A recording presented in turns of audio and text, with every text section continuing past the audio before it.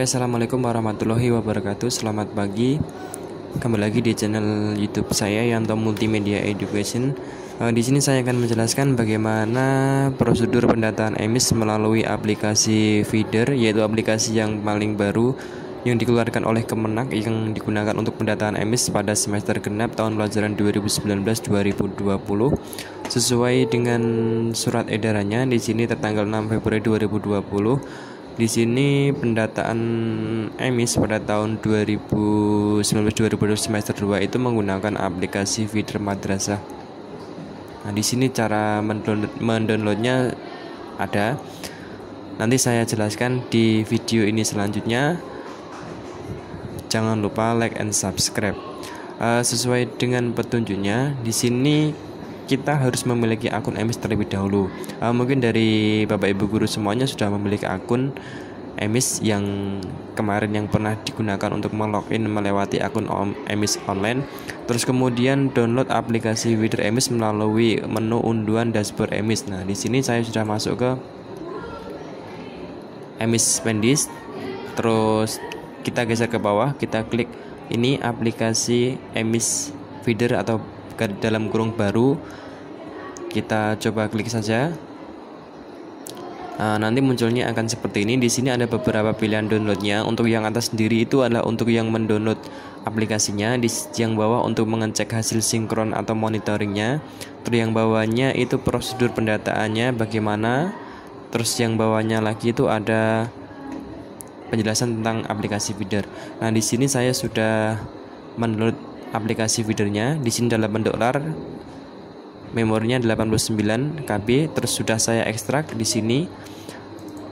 Nah, kemudian langkah yang pertama, di situ kita ekstrak dulu file emisnya tadi. Nah, di sini kita ekstrak menjadi seperti ini. Selanjutnya jalankan file emis.exe. Nah, di sini sebelum kalian menjalankan aplikasi ini, syaratnya itu harus dimatikan dulu antivirusnya. Nah, di sini sudah saya matikan. Kemudian di sini bisa kita jalankan, kita klik 2 kali.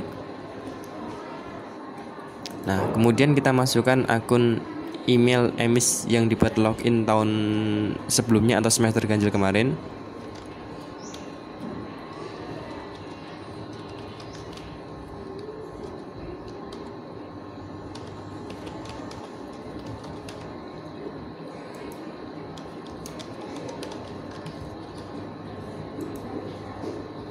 Nah, login sukses, selamat datang.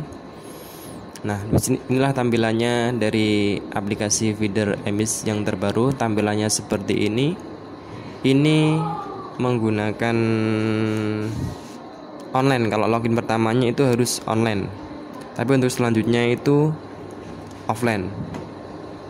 Jadi untuk login pertama kali itu kita harus online dulu. Terus di sini tampilannya ada menu beranda, lembaga, peserta didik, GTK, ada sarana dan prasarana, sinkronisasi, data lampau, petunjuk dan logout. Mungkin ini menunya hampir sama dengan yang di aplikasi emis yang secara online.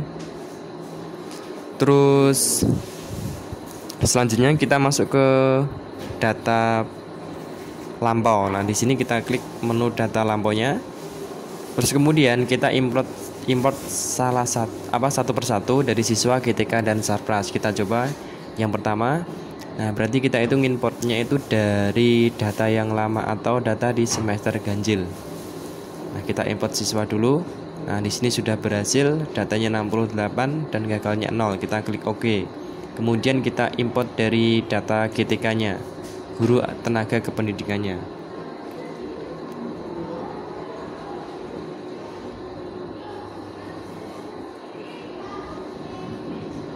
Jadi ini dia mengimport data lama atau data di semester ganjil yang kemarin. Di sini jumlah data 16 sudah berhasil, kita klik OK. Kita import yang terakhir yaitu data Sarprasnya atau sarana dan prasarana. Nah, di sini sudah berhasil, kita klik OK. Kemudian setelah kita mengambil data lampaunya, kita lakukan update data. Nah, kita lihat update datanya itu bisa dilakukan di lembaga. Kalau kita mau mengedit data lembaganya, jika ada kekeliruan atau apa, Lah di sini kayak kepala madrasahnya namanya Adi Putra. Sebenarnya ini kan namanya bukan Adi Putra, tapi nah ini bisa saya ganti seperti ini, kita klik update. Nah, data lembaga berhasil diupdate. Berarti ini ngupdate-nya itu dari lembaga. Kalau memang ada data yang dirasa masih salah atau kurang benar, jadi bisa diupdate. Jadi yang bisa diupdate itu bisa data lembaga atau peserta didik. Di sini juga bisa diedit. Misalkan ada siswanya yang kayak ini, NIS lokalnya itu tidak ada, atau dari NIS-nya itu tidak ada atau tidak sesuai dengan yang ada di data pusatnya, itu bisa diedit. Jadi yang bisa diedit lembaga, terus data peserta didiknya juga bisa diedit, terus data gurunya juga bisa diedit, disesuaikan dengan keadaan yang ada. Kalau memang ada guru tambahan atau guru yang mengundurkan diri, bisa dihapus atau bisa ditambah. Terus bisa lagi mengedit data sarana dan prasarana. Nah ini seperti tanah.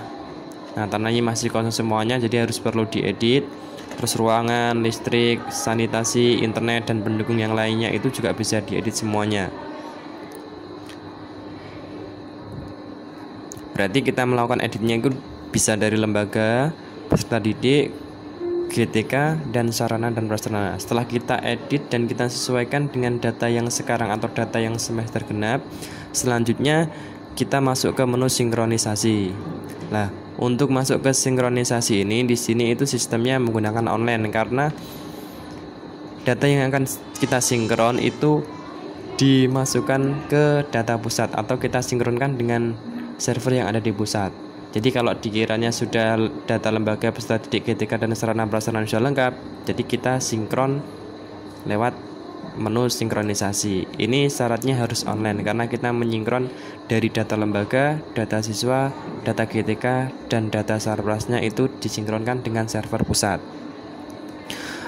Kemudian setelah kita melakukan sinkron, di sini kita mau ngecek data yang telah kita sinkron itu apakah sudah berhasil masuk ke pusat atau belum. Itu bisa melewati di sini monitoring.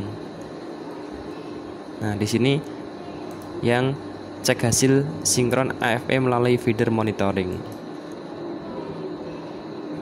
Jadi setelah kita melakukan sinkron, kita masuk ke ini feeder monitoring untuk mengecek data yang setelah kita sinkron.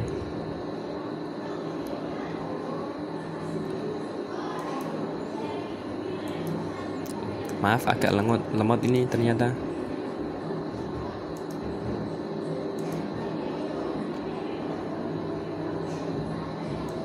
Jadi ini petunjuknya juga ada ini. Jadi kita sudah sampai ke nomor 8, 9 ini cek online. Nah, cek online-nya di sini.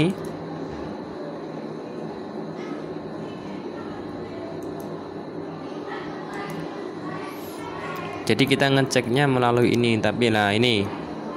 Jadi kita ngecek data yang kita sinkron tadi itu melalui aplikasi ini, aplikasi alamatnya ini, melalui feeder monitoring ini kita masukkan. Nah, yang email yang dibuat login tadi kita cek datanya. Nah, setelah kita cek datanya, nah di sini ada menu konfirmasi, ada kemudian data, ada cek BAP, ada upload BAP. Jadi ini, nah nampaknya di sini masih kosong semuanya karena kita belum melakukan sinkron. Jadi setelah kita sinkron, nanti data kita yang dari emis feeder yang offline ini tadi nanti masuknya ke sini. Setelah itu kita konfirmasi data. Jadi konfirmasi data ini untuk mengecek apakah data kita sudah betul, jadi bisa dikonfirmasi.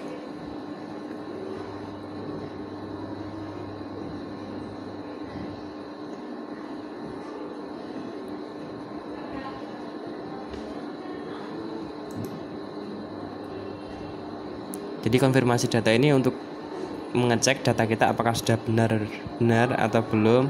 Kalau sudah, bisa dikonfirmasi data. Terus bisa dicek berita acara dicek, dicetak, terus ditantangkan oleh kepala madrasah ini dari menu cetak BAP. Terus kemudian difoto dan diupload ke upload BAP ini. Nah, setelah itu selesai. Jadi tahapnya ada ini 13 tahap. Jadi setelah konfirmasi data, tadi di download cetak BAP-nya di sini, terus kemudian upload BAP-nya, terus kemudian terakhir selesai. Jadi itu adalah tahap-tahap prosedur pendataan emis melalui aplikasi feeder yang di login pertama kali menggunakan offline dan penggunaannya menggunakan offline. Yang bisa diupdate adalah tadi datanya data lembaga, peserta didik, GTK, sarana dan prasarana. Setelah itu, setelah dikira datanya semuanya sudah benar, kita klik sinkron. Nah, nanti sinkronkan ke pusat, ini menggunakan online. Mungkin saja itu yang dapat saya sampaikan, semoga bermanfaat. Saya kira wassalamualaikum warahmatullahi wabarakatuh.